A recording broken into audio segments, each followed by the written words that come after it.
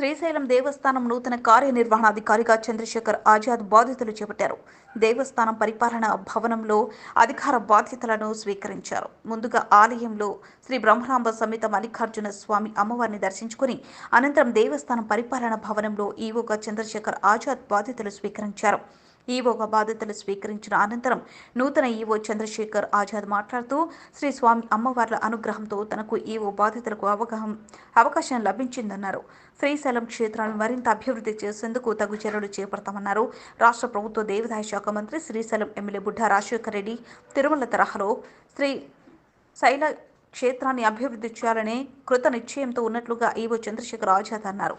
ముఖ్యంగా శ్రీ స్వామి అమ్మవార్లకు ఆయా కైంకర్యాలన్నీ ఆగమన శాస్త్రాలను అనుసరించి సాంప్రదాయబద్ధంగా నిర్వహింపజేసేందుకు అర్చక స్వాములు వేద పండితుల సహకారంతో కృషి చేస్తామని ఈవో చంద్రశేఖర్ ఆజాద్ తెలిపారు.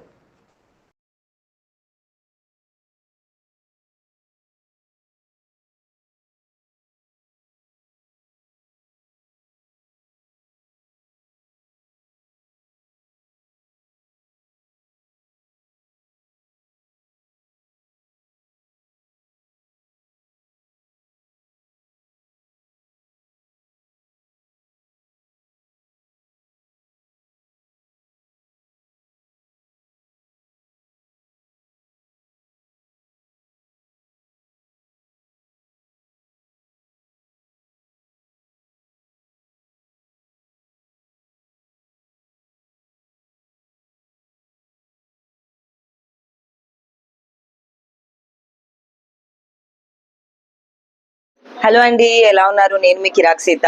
Please do support Nandyala news 9 and thank you for all the support and love. Latest updates కోసం వెంటనే సబ్స్క్రైబ్ చేయండి. సబ్స్క్రైబ్ చేసేటప్పుడు పక్కనే ఉన్న గంట